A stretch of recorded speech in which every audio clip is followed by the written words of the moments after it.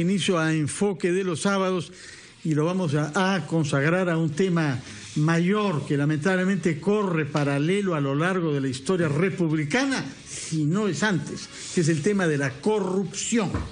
Algunos dicen que en nuestra república esto debe remontar hasta la llegada misma del general San Martín con el almirante inglés Cochrane, que armó la flota para que San Martín llegue y con el que se peleó San Martín y regresó rápidamente. Pocos se han explorado cuál es el alcance de este conflicto, pero no fue ajeno a la repartición de ciertos dineros que le reprochan a Cochrane de haber sustraído. Pero al margen de eso, a lo largo del siglo XIX tenemos de la parte de nuestros escritores constantes quejas por la corrupción que es percibida por algunos como herencia colonial. Por ejemplo, Manuel Atanasio Fuentes, Ricardo Palma, insistirán mucho en esto, pero otros al revés, dicen que es culpa de la República y de esta República laica que se ha alejado de las buenas costumbres coloniales, Felipe Pardo y Aliaga. Estamos ante un tema antiguo que está enraizado en las instituciones públicas y lamentablemente también en la mentalidad popular, hay que decirlo. Eso concierne a los civiles también. Hay esa frase atroz: uno puede cometer en la vida todos los errores menos el no figurar en el erario público, que es una frase que uno escucha para espanto de quienes tenemos convicciones republicanas. Para abordar este tema, no en el pasado, sino hoy y en el futuro, hemos invitado a tres personalidades que tienen en común haber estado en el Estado, en las entrañas mismas del monstruo, y haber actuado desde dentro del Estado y tener una práctica ahora en el sector privado. Estoy hablando de Walter Albán, que ha sido defensor del pueblo, que ha sido ministro del Interior, académico y ahora director ejecutivo de Proética. Él nos dirá los alcances de la institución que actualmente dirige. Junto a él, Fuad Curi, Contralor de la República, si caben más señas de su compromiso público en la lucha contra la corrupción, y que actualmente es presidente ejecutivo de una institución privada creada por él para darle sin duda continuidad a la experiencia adquirida en la Contraloría, que se llama Integridad y Gobernanza. Dos conceptos absolutamente necesarios. Junto a él, el señor Iván Montoya, que ha sido procurador anticorrupción y que está tratando de sacar ahora algunas conclusiones teóricas de su experiencia en la práctica como profesor universitario en la Universidad Católica. Buenos días, señores invitados. Muy buenos días. Muchas gracias, buenos días. Demos la palabra primero al señor Fuad Curi, que es el último que se ha retirado del Estado, el más recientemente pasado al sector privado. Y díganos, por favor, ¿qué cosa es lo que los civiles, qué cosa es lo que la población civil de nuestro país debe saber de lo que pasa con nuestro Estado y de la manera que, como el Estado, refleja nuestra práctica en la sociedad? Gracias por la invitación. El ciudadano tiene claramente en este momento una sensación de indignación total. La indignación tiene varios niveles y decibeles. En este momento yo creo con los acontecimientos que vienen ocurriendo en los últimos años, ya la sociedad civil, el ciudadano a pie, se ha dado cuenta que no puede tolerar más la corrupción. Porque se habló un poco de la tolerancia, se habló un poco de la indiferencia hacia la corrupción, y por eso hemos pasado hablando, en la introducción que hiciste fue muy apropiada. Tenemos una historia republicana llena de casos de corrupción, pero creo que llegó el momento de ya dejar de tocar el tema de qué es lo que está ocurriendo. Hay corrupción en el país y la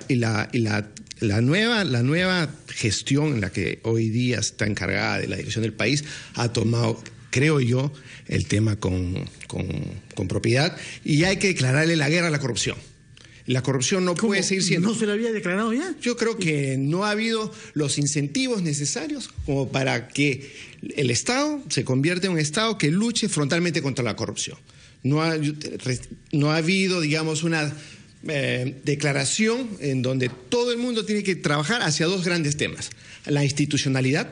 ¿Qué se entiende por institucionalidad? La institucionalidad no es otra cosa que hacer que las instituciones funcionen correctamente. Cuando hablamos de buen gobierno, cuando hablamos de gobernanza, cuando hablamos de cumplimiento de normas, cuando hablamos de manejo de riesgos, contra la corrupción son temas casi tabúes. Uno va a una institución pública y le pregunta si están analizando los riesgos de corrupción, la gente uno lo mira como o sirva para arriba.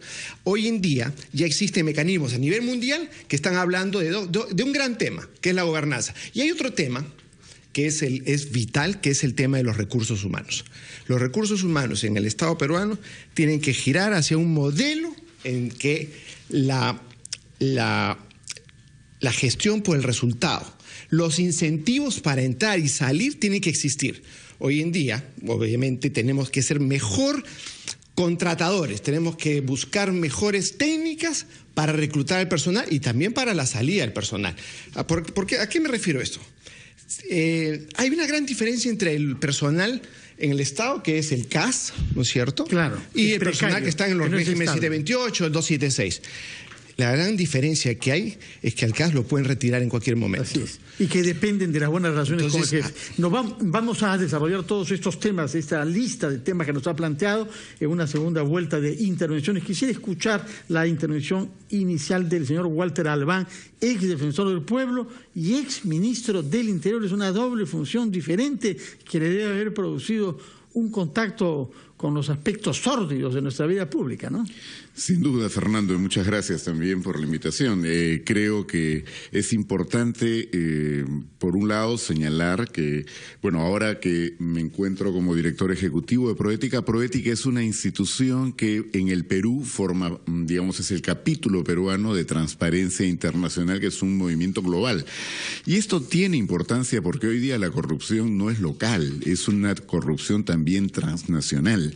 En el caso peruano, lo que venimos sosteniendo de Proética es que a la corrupción tradicional, que siempre ha sido alta en el Perú desde la época de la colonia, ¿no es cierto? Y que ha sido una corrupción, digamos, a la cual se ha llegado por diferentes factores. Pero esa corrupción tradicional permanece sin duda, pero se agrega ahora lo que ha significado el crecimiento de la economía ilegal.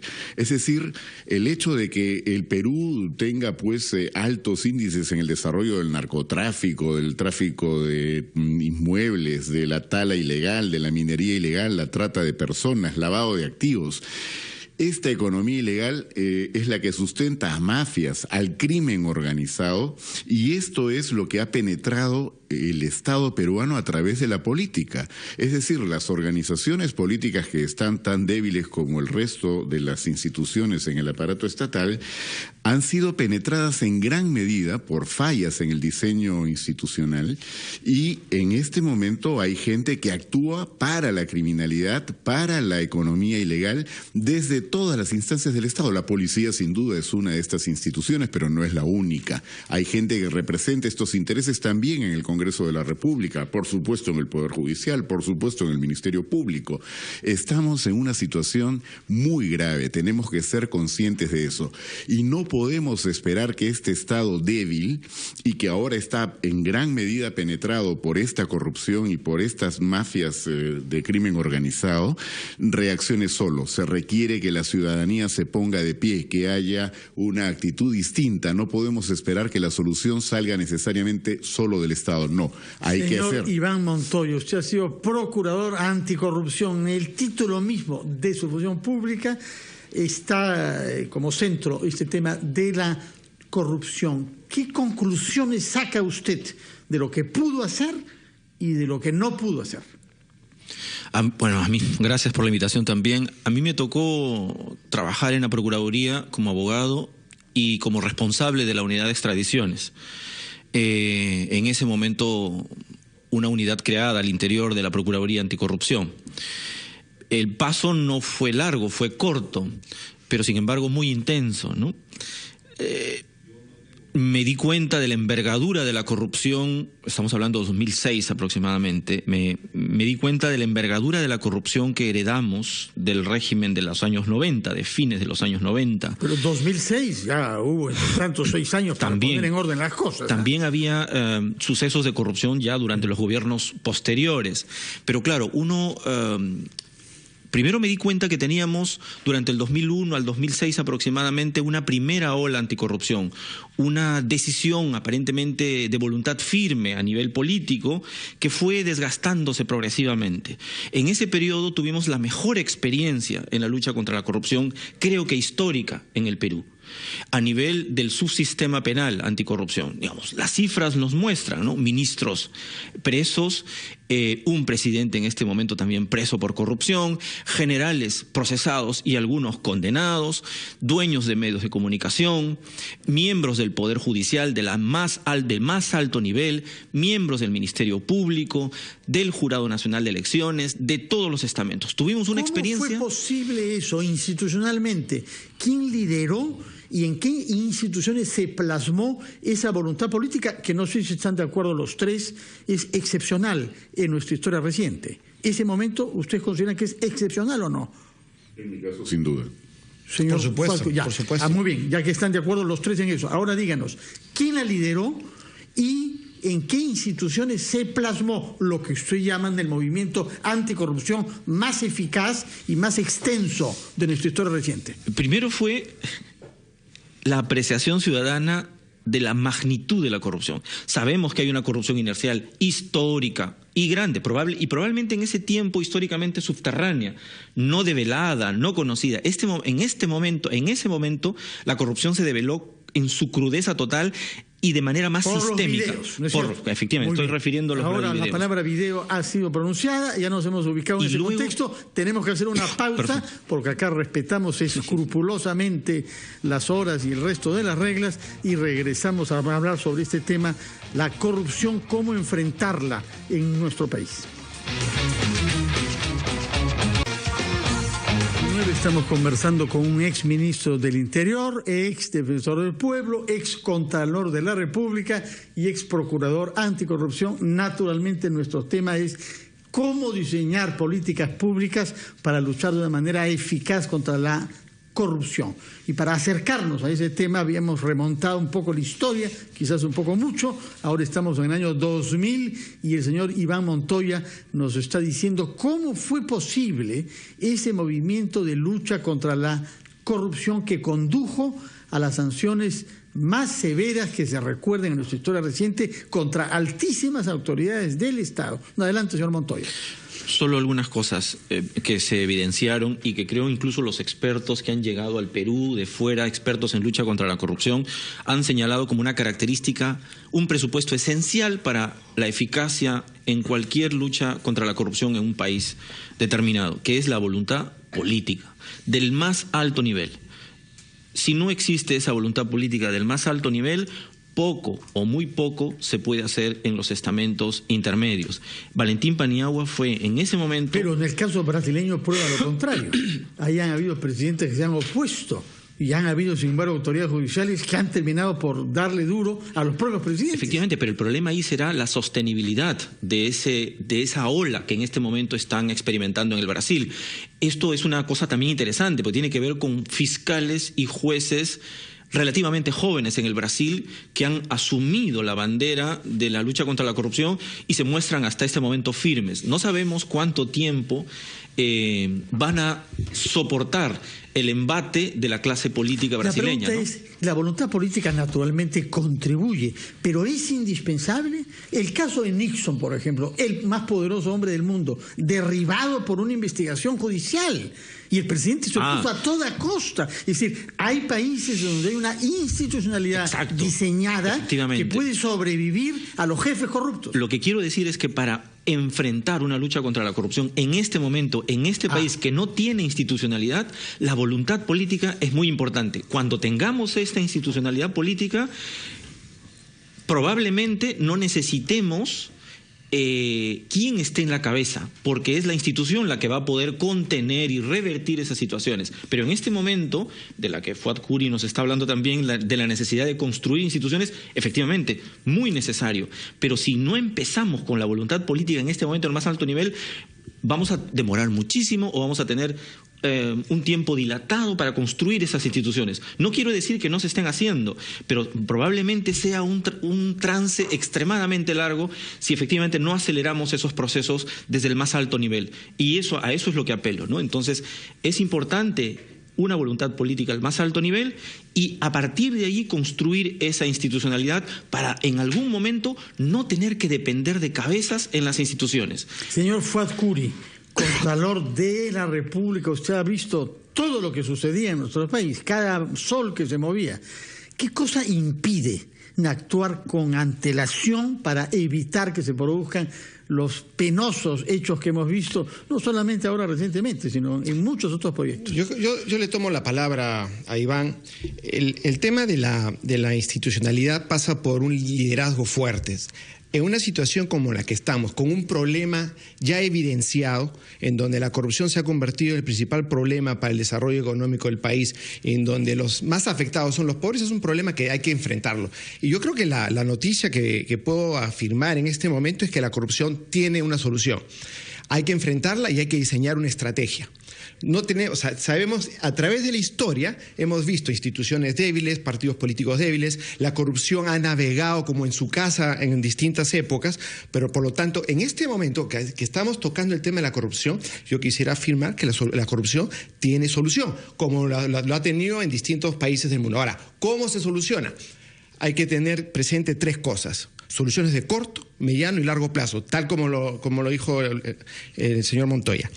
Las de corto plazo tienen que ver con la decisión política, pero una decisión política fuerte al más alto nivel, tal como lo hizo un estudio que hice en la Contraloría sobre la Estrategia Integral Anticorrupción. Si no hay en una institución, sea grande, pequeña, mediana, si el gerente general o el dueño del negocio no toma la decisión de enfrentarlo, primero que no va a pasar nada hacia abajo. ¿Y cuáles son las herramientas que tiene que tener esa decisión? Fortalecer las instituciones. Y la gente se preguntará, ¿qué significa fortalecer una institución? Fortalecer una institución es incorporar buenas prácticas, incorporar...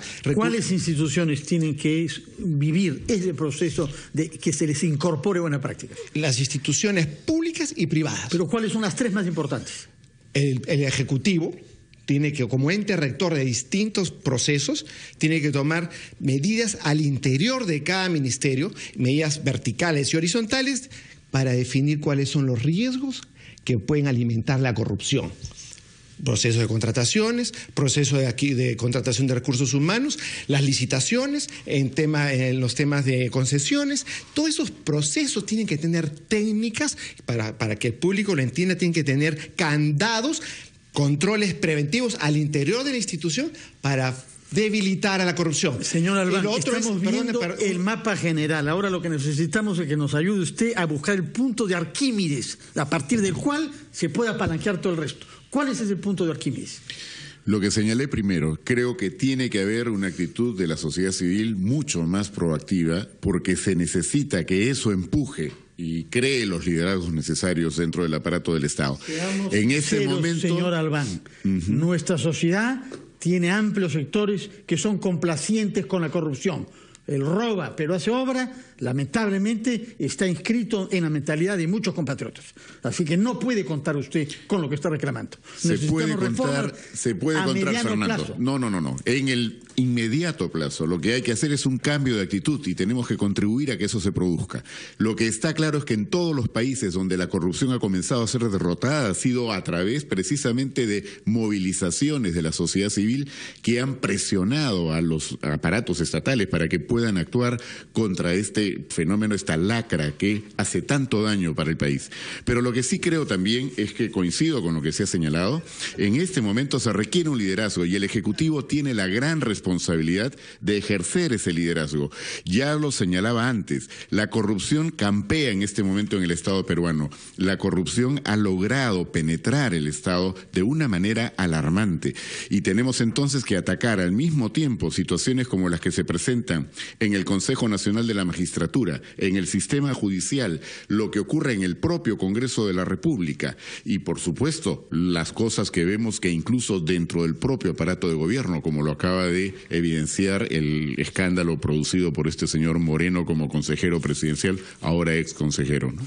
Usted tiene una misión generosa y optimista sobre la naturaleza humana, pero recuerdo que Italia eligió a Berlusconi sabiendo quién era, que en los Estados Unidos Donald Trump, que no presenta declaración de impuestos a nadie y que no ha pagado impuestos de 15 años, tiene al menos 30% de las intenciones de voto, que en América del Sur tenemos a un presidente elegido por mandato popular que ha estado preso por contrabando, y no me pide que diga el nombre, y que tenemos casos en todas partes de complacencia en la corrupción. Si usted quiere esperar que haya un cambio de actitud de la sociedad para que la sociedad presione a las instituciones, estamos corriendo un riesgo. Yo sé que usted es de proética, pero proética también tiene que ser propolítica. Fernando, Brasil, Chile, lo que ocurre en Guatemala, lo que está pasando en Honduras, sociedad civil movilizada, no es solo un tema de jueces, o sea, también, y déjeme decir una cosa, las encuestas de proética, las que se publican periódicamente, están señalando permanentemente, sí, una gran tolerancia, pero ¿por qué? Porque hay un desánimo, no se ve dónde hay un liderazgo, no se ve dónde hay una iniciativa para poder revertir esta situación. Sin embargo, todos los peruanos coinciden, bueno, la gran mayoría de peruanos coincidimos en que la corrupción es el problema más grave que tiene el Estado peruano, y la corrupción es el problema que está impidiendo el desarrollo del país y la mejora de las condiciones de vida. Yo creo que en la medida en que podamos inyectar, digamos, un cierto ánimo de revertir esto, la sociedad civil se pondrá de pie y esto se podrá transformar. No creo que haya que perder esa esperanza. Tenemos que hacer una pausa y cuando regresemos yo quisiera que aterrizáramos un poco, y para eso planteo dos preguntas. Primera, ¿qué filtros fallaron para que el señor Moreno, el doctor Moreno, se haya instalado en el Palacio Presidencial, coordinando con todas las instituciones imaginables, incluida la Iglesia? Y en segundo lugar, ¿qué de las facultades delegadas solicitadas por el gobierno apunta a reformas eficaces que vaya en el sentido de una lucha contra la corrupción que sea real y duradera? 9:29, hacemos una pausa y volvemos con esas dos preguntas. Y ex procurador contra la corrupción en búsqueda de soluciones reales y eficaces contra la corrupción en nuestro país. Para eso quedaron planteadas dos preguntas. Primera, ¿qué filtros institucionales fallaron para que un señor como Moreno, desde la presidencia de la República, haga negociazos? Y la segunda pregunta es, ¿qué en las facultades delegadas solicitadas por el gobierno contiene reformas realmente eficaces en la lucha contra la corrupción? Señor Walter Albán. Respecto a la primera pregunta, es un tema viejo, ¿no? Ya vivimos la experiencia del señor Montesinos, que fue un asesor también privilegiado y durante prácticamente todo el periodo inicial y, bueno, todos los años que no estaba en la presidencia y hablaba poco, ¿ah? Pero era el asesor del presidente Fujimori, ¿no es cierto? Entonces eso no es nuevo. Y efectivamente lo que se tienen que establecer es delimitar mucho mejor qué roles cumple cada quien en el Estado. No importa que sea un puesto ad honorem, pero si va a tener una representación, una calificación, un vínculo, eso tiene que estar mucho mejor precisado y no generar confusiones como las que ahora, por ejemplo, se advierten al momento de explicar cuál ha sido la situación de ese señor Moreno. Por otro lado, es indispensable que contemos con mecanismos eficaces. Se ha avanzado respecto a tener un registro, por ejemplo, de todos los antecedentes de quien ha tenido servicio en la administración, un registro de servir. Pero ese registro no se utiliza, no está siendo actualizado y... Lo tenemos, pero no se utiliza. Y lo que es peor, el registro de condenas, tampoco hay acceso a eso. El señor Moreno tenía una condena, pero eso no lo sabía la presidencia del Consejo de Ministros, porque ese registro solamente acceden los interesados, el Poder Judicial y el Ministerio Público.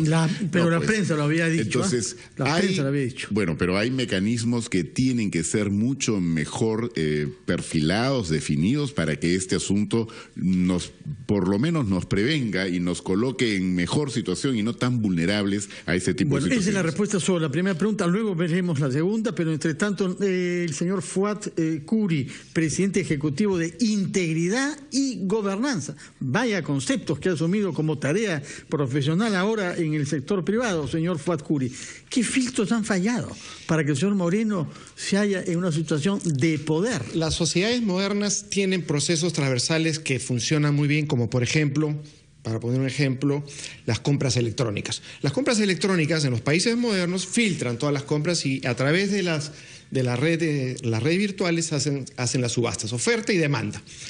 En el tema de los recursos humanos, yo creo que también tiene que administrarse de una manera centralizada y una manera orgánica para ver cómo se ingresa y cómo se sale del aparato público, cómo se desarrolla la línea de carrera y qué incentivos hay para tener resultados y no. En el tema del caso que nos ocupa, obviamente no pasó por ningún tipo de filtro de análisis curricular, análisis de los departamentos de recursos humanos, pero por lo mismo que la investidura del presidente de la República funciona de esa manera. Yo creo que la experiencia que nos sirva a todos, que ningún funcionario público, sea desde asesor del presidente o asesor de un viceministro o asesor de un alcalde, tiene que entrar por el sistema del conocer y conocerlo o no conocerlo. Yo creo que ahí la clave está, como norma, por ser el Estado, dineros que provienen de los impuestos de todos los peruanos, la gente que trabaja en el Estado tiene que estar bien calificada, bien remunerada, y no vamos a entrar en ese tema porque nos podemos quedar toda la mañana, pero tienen que haber filtros, es decir, análisis curricular respecto a su pasado y hacer un poco de Google, ¿no? O sea, yo creo que todo está en la red hoy día y si uno hace un análisis, yo creo que hubieran aparecido los temas que todos conocemos ahora por la prensa. Señor Iván Montoya, su punto de vista como especialista de la anticorrupción. Bueno, hay dos cosas. Una general, que me da la impresión que es el tema de la debilidad de los partidos, ¿no? Este es un partido tan frágil que se forma más o menos hace pocos años. Es previsible que se les filtre este tipo de personajes, ¿no? Lo segundo es el cargo o el puesto o la función de asesor del presidente, es, como ya se ha mencionado, es una función que no está institucionalizada, es decir, debe tener algún grado de delimitación del perfil del asesor bastante bien marcado, una suerte de minuciosidad en la selección bajo un perfil predeterminado, cosa que no ha habido, y tener los más altos estándares éticos. Creo que un funcionario y un gobierno que pretenda luchar contra la corrupción debe tener a sus funcionarios en los más altos estándares. Si esta persona ya venía con una condena, aunque haya sido absuelto posteriormente, eso debió ser un signo evidente, y bajo estos estándares altos para saber si accede o no a un perfil como asesor del presidente, no tendría que haber calificado en absoluto. La otra pregunta es, ahora sí, política, sobre reformas institucionales que serían decididas vía decreto en virtud de las facultades delegadas por el Parlamento al gobierno. ¿Qué le parece indispensable, señor Nalban, que se legisle por esta vía rápida para que desde ya, a la brevedad, tengamos instituciones y tengamos prácticas más eficaces contra la corrupción? Bueno, ahí yo lo que quisiera señalar es de que las medidas más importantes lamentablemente no son delegables, entonces no puede en esto hacer todo lo que sería necesario el gobierno. ¿Cuáles son las más importantes? Bueno, yo tengo la impresión de que la reforma del sistema judicial y la limpieza del Consejo Nacional de la Magistratura son, por ejemplo, parte indispensable de una lucha contra la corrupción en serio. Hay varias propuestas también sobre eso, ¿eh? Así es, pero sin embargo lo que tenemos que reconocer es que por el límite que la Constitución establece respecto a lo que se puede delegar al Poder Ejecutivo, no se va a poder abordar, repito, lo que es de fondo. Sin embargo, sí me parece fundamental que se vaya a la creación de la autoridad autónoma en materia de acceso a información y transparencia. Eso como una medida que ayuda a prevenir. El Estado tiene que ser mucho más transparente de lo que lo ha venido siendo. Pero eso permite saber qué cosa se hace de lo que es oficial que se haga. pero lo importante es que eso no revela, la transparencia no permitirá saber lo que uno está haciendo bajo la mesa. Sin embargo, le reduce las posibilidades a lo que se hace bajo la mesa en este momento, porque todavía, a pesar de que nuestra legislación es muy avanzada respecto a que se pueda acceder a la información, en la práctica esto no se cumple, y quien pide información y no se le entregan tiene que pasar años en el Poder Judicial. Si yo pregunto, por ejemplo, sobre una licitación, ya nos lo dirá después el Contralor, el excontralor, si yo quiero información sobre una licitación y solicito documentación sobre eso, ¿se demoran años antes de dármela? Si no me la quieren dar, yo voy a tener que reclamar a través de un habeas data en el Poder Judicial, y el promedio de los habeas data ahí es de 3 años. Esto quiere decir que no accedemos a la información todavía. Una vez más, estamos ante una ley y ante un derecho formal que no se cumple. Por eso se requiere esta autoridad autónoma. Por otro lado, también la autonomía a la Procuraduría especializada. En esto me parece que lo lógico sería que se aúnen, ¿no?, las tareas de la Procuraduría Anticorrupción, la de lavado de activos, la de narcotráfico y terrorismo, y que esto tenga un fortalecimiento especial con esa independencia de la cual ya se ha hablado, pero todavía no conocemos exactamente el diseño. Pero usted está yendo a la gran delincuencia organizada, narcotráfico, palabra importante que no habíamos utilizado hasta ahora, que sin embargo se usó mucho durante la campaña electoral, recordémoslo. Pero lo que pasa es que al margen de esa delincuencia organizada hay los funcionarios corruptos por su lado, como este señor Moreno, que probablemente no tenga mayores conexiones con otras actividades. Una cosa es luchar contra la gran criminalidad o la gran delincuencia organizada, y otra es contra el funcionario que a su nivel roba lo que puede. Fernando, no esperemos que se pueda atender bien el problema del pequeño corrupto si no se enfrenta directamente y con toda la energía y la creatividad necesaria a esa gran corrupción. O sea, en este momento el problema del Perú comienza por ahí. La frase, me parece, que utilizaba Quirós en el libro sobre la corrupción del Perú es... No, la corrupción, o sea, el pescado se pudre por la cabeza, y es que tenemos que atacar desde allí el fenómeno. Señor Fuad Curi, presidente ejecutivo de Integridad y Gobernanza, me encantan esos dos conceptos. ¿Qué fue lo más difícil como contralor? ¿Qué lo frustró más? ¿Qué casos se le han escapado porque institucionalmente no podía hacer más de lo que trató de hacer? Hicimos una serie de cambios institucionales con el propósito de fortalecer la Contraloría General de la República, y logramos algunas cosas como eliminar las penas suspendidas, incorporamos la sanción a la capacidad sancionadora, hicimos 20.000 denuncias penales, otras tantas civiles. Obviamente nos hubiera gustado hacer muchas cosas más, pero uno de los estudios que hicimos dentro de la propuesta de mejorar la gestión pública era la simplificación administrativa. Hoy en día todo el mundo habla que el Perú es uno de los países con peor sistema regulatorio.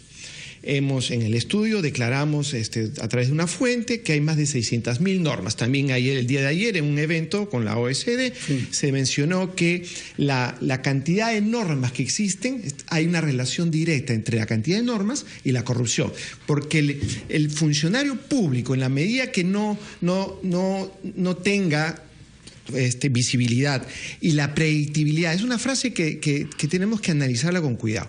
No tenemos predictibilidad, el ciudadano no tiene predictibilidad respecto a los procesos que uno solicita al Estado. En países, regresando al concepto que ha mencionado Walter, hay países en donde si un funcionario no cumple en el periodo que está establecido en su texto único ordenado, en el TUPA, etcétera, lo despiden.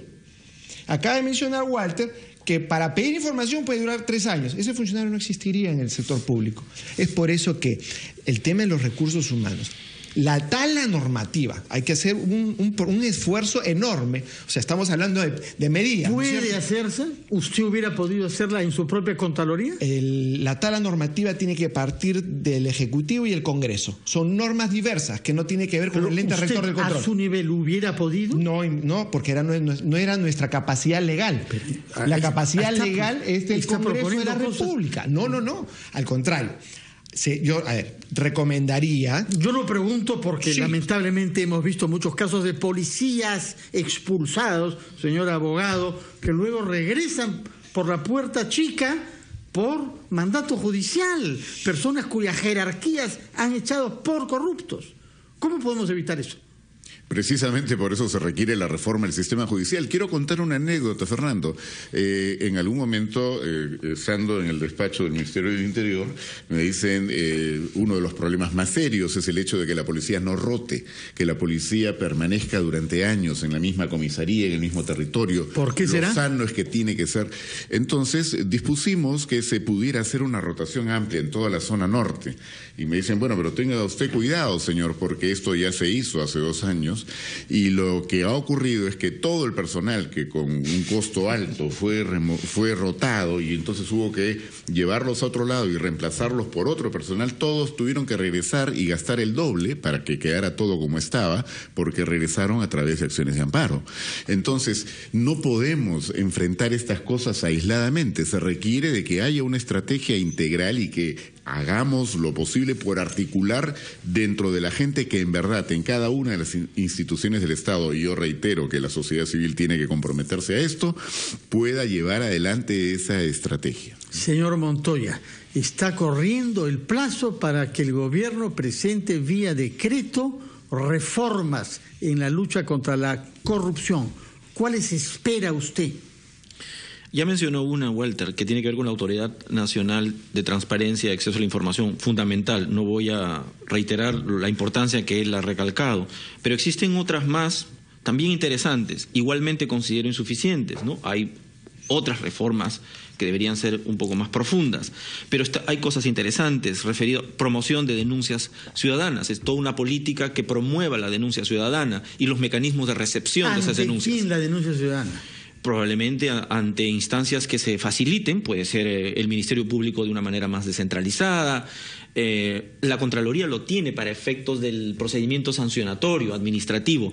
Lo que se está pensando probablemente es para favorecer y promover denuncias penales y proteger a los denunciantes, efectivamente, que no existe. A nivel penal me refiero. A nivel del derecho administrativo sancionador sí existe, pero a nivel del derecho del sistema penal no existe. Otro mecanismo que una cosa interesante que he visto en la ley autoritativa, es algo que nos compete a nosotros como abogados y como profesión desprestigiada. Muy importante tema. Dice, probidad en el ejercicio de la abogacía. Una de las materias, uno de los puntos que se mencionan en la ley autoritativa. Creo que es interesante.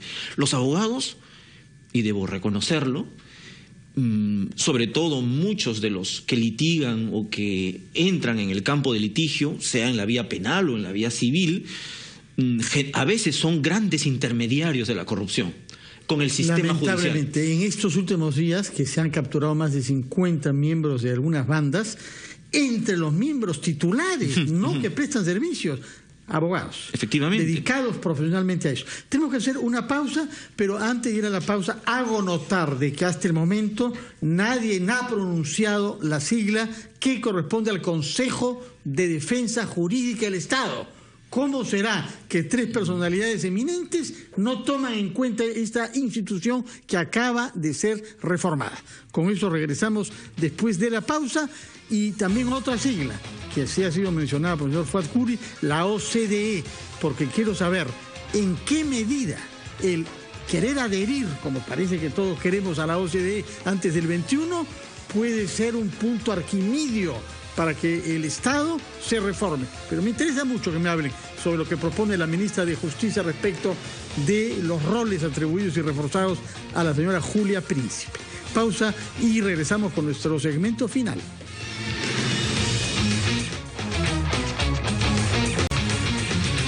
Hemos mencionado temas importantes como la reforma del, digamos, Poder Judicial en general, en particular de la manera como se nombran y se sancionan a los jueces, que estaba en los planes de gobierno de la mayoría de los partidos. Y estamos arrastrando los pies frente a eso, mientras que el Consejo Nacional de la Magistratura pretende acelerar con sus propias propuestas, de manera que ese es un tema que vale la pena mirar de cerca. El otro es el tema de los partidos políticos, porque seamos sinceros, las instituciones que quieren vehiculizar a esa sociedad civil en la que cree tanto el señor Albán, ellas mismas, los partidos, están corroídos por la corrupción en muchísimos casos, como vemos todos los días, y no me pidan, repito, dar acá casos concretos, pero todos lo sabemos. De manera que hay muchos temas pendientes, pero yo quisiera que nos concentremos en los anuncios sobre un proceso de adopción de mayor autonomía del Consejo Superior de la Defensa Jurídica del Estado, que es presidido ahora por la señora Julia Príncipe. ¿Sus funciones cómo las ve, señor Albán? Aprovecho para precisar, Fernando, yo sí me refería al tema, pero me referí en los términos en los que me parece necesario crear una Procuraduría Autónoma, que fue la promesa que se hizo durante la campaña. El reformar el Consejo de Defensa del Estado me parece muy bien, pero el Estado siempre tendrá que contar con procuradores que se ocupen de los temas menores. Sí. Y por tanto eso debe funcionar mejor. Pero no es lo mismo que crear una Procuraduría autónoma, porque es autónoma respecto del Ejecutivo. Lo que hoy día tenemos no es autónoma respecto del Ejecutivo. Y eso supone una reforma constitucional y tiempo. Pero también podríamos, en el interín, es decir, mientras se lleva adelante una reforma constitucional, aspirar a por ejemplo, el estatus de un organismo regulador, es decir, una autonomía relativa, probablemente bajo, digamos, esta figura adherida a lo que en el sector de la presidencia del Consejo de Ministros, y con un sistema que permita organizar aquellas cuestiones que son de necesidad vital, atender los temas de terrorismo, narcotráfico, de lavado de activos, en fin, creo que allí es donde hay que apostar a crear esta figura que le haría mucho bien al trabajo contra la corrupción. Señor Fuad Curi, reformas institucionales, ¿qué pasará? ¿Qué debe pasar con el Consejo de Defensa Jurídica del Estado? Regresando al fortalecimiento de las instituciones, el sistema judicial, el sistema que atiende los problemas de la corrupción, parte de la Contraloría, el Ministerio Público, la Procuraduría y el Poder Judicial, tienen que pasar por una reforma profunda. No podemos seguir mirando el problema a través de instituciones verticales. Tiene que haber una cadena de valor en la lucha contra la corrupción. Y la Procuraduría tiene que fortalecerse de tal manera que se integre.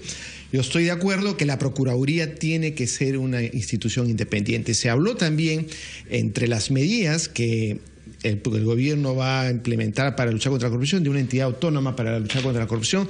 No desconozco los detalles, y existe la CAN, la Comisión de Alto Nivel Anticorrupción, pero sí creo que si el Estado, el Ejecutivo, instala un departamento de análisis de riesgos o de control interno dentro del aparato estatal, creo que podría ayudar mucho a los ministros a atender sus necesidades, su tema central, y que los estén ayudando a incorporar dentro de las instituciones análisis de riesgo y planificación estratégica anticorrupción. El Estado tiene que tomar como política pública la lucha contra la corrupción. En la medida que esa política pública involucre a las entidades que tienen que ver con el problema, y parte desde el gestor. El control preventivo nace donde se gestan las operaciones, es decir, ministerios, gobiernos regionales y alcaldes. Se tiene que interiorizar, se tiene que educar, se tiene que cambiar la cultura del funcionario público para que aprenda a manejar las transacciones dentro de técnicas de control interno, es decir, proteger los activos del Estado. Si el funcionario público que administra los recursos no los protege, no los hace suyos, entonces, claro, la plata, como no es su plata, o sea, no los cuida. Entonces, ahí es donde viene el cambio. Tenemos que crear incentivos para que el funcionario público cuide los bienes del Estado, y también incentivos para separar a aquellos funcionarios que se hacen de la vista gorda y que son, obviamente tenemos en la Contraloría, durante mi gestión hemos encontrado faltas administrativas graves y muy graves, no sé, 30.000, 50.000, son miles de faltas que en el sector privado es muy probable que ya estarían fuera. Entonces, tenemos más de 1 millón de funcionarios públicos que en términos internacionales podrían no ser mucho. Yo creo que hace falta una política nacional, una política de administración del talento humano, de tal manera que se sienta comprometido con la administración de los recursos. En la medida que haya ese concepto, obviamente partiendo de una política mayor, liderazgo, análisis de la regulación. Hablando de la regulación, es muy importante la sanción, Fernando. Sin duda, sin duda. Señor Iván Montoya, sus ideas sobre el futuro del Consejo de Defensa Jurídica del Estado y las reformas judiciales urgentes. Mire, lo del Consejo de Defensa Jurídica del Estado es una estructura ya antigua dentro del Ministerio de Justicia como órgano que nombra, supervisa, fiscaliza a los procuradores. No es que tenga funciones específicas referidas a casos concretos. Julia, en este momento, que es la presidenta del Consejo de Defensa del Estado, no tiene casos en este momento fiscalizando o investigando. Me refiero ni en lavado ni en temas anticorrupción. Tiene un cargo administrativo en el cual nombra efectivamente a procuradores o tiene la potestad para nombrarlos, para fiscalizarlos. Esa estructura, creo que, y todo el mundo ha compartido esto, la ministra de Justicia ha apelado a una figura transitoria. Mientras se debate y se discute, yo espero a corto o no más allá del mediano plazo, el tema de la Procuraduría General Autónoma, en este momento ha apelado a una medida transitoria. ¿Cuál es? Delegar su función natural de ella presidir el Consejo de Defensa del Estado, sí, y delegárselo a una persona simbólica, de connotación independiente, como Julia Príncipe. Pero ella solo tiene en este momento la capacidad para nombrar a los mejores procuradores, fiscalizar a sus equipos, reforzarlos, fortalecerlos, darles el ánimo, todo el marco de independencia para actuar. Pero institucionalmente la Procuraduría sigue dependiendo del Ministerio de Justicia. Y lo sabe la ministra, ¿no? Tenemos pocos segundos, de manera que le ofrezco 30 segundos a cada uno de ustedes para terminar con una buena noticia, que es el papel que nuestro proceso, nuestra aspiración de ingreso a la OCDE está jugando. Ya hemos visto que inclinó la balanza sobre la unidad de inteligencia financiera, que es algo requerido por la OCDE y que también está jugando un rol en nuestro debate sobre la lucha contra monopolios o regulación de mercado, como otros prefieren decir. OCDE y el Estado peruano y la corrupción, señor Walter Alemán. Yo creo que es una oportunidad, abre un factor muy importante porque nadie pone en cuestión la necesidad de que el Perú se desarrolle y que pueda aspirar a una posición internacional mucho más avanzada, pero eso supone cumplir con muchas condiciones y varias de ellas, ahora queda demostrado, tienen precisamente que ver con medidas que acá se venían dilatando innecesariamente y que nos colocan en una situación en la que estamos más bien vulnerables a los problemas de corrupción. Señor Fuad Curi, 30 segundos. Tratar de ingresar a la OECD significa adoptar las mejores prácticas en gestión pública que la OECD ha importado de los distintos países que las manejan. El programa País, es decir, el plan que tiene el Perú con la OECD tiene 12 componentes: educación, empleo y trabajo. No nos lea todo, que se pasan los 30 segundos. Hemos comprendido su posición. Señor Iván Montoya, la palabra final, nos quedan 20 segundos. Como dice el excontralor, es la oportunidad enorme para avanzar en los estándares de integridad y probidad de nuestra administración pública. Magnífico. Y de nuestra ciudadanía. Muchas gracias. Yo quiero terminar recordando que la palabra corrupción viene de latín y que en buena cuenta quiere decir muerte, romper, cuando algo vivo deja de existir. Aristóteles escribió un libro, Generación y Corrupción, y de la biología pasan a la sociedad. Pero yo pienso que hay que rescatar ese significado no originario, lo que mata nuestro vínculo social, lo que impide que podamos confiar unos en otros y vivir entonces con cierta dignidad humana. Muchas gracias, señores invitados, por sus contribuciones y ojalá que nuestra reflexión pueda ser traducida en gestos políticos reales. Buen fin de semana. Muchas gracias.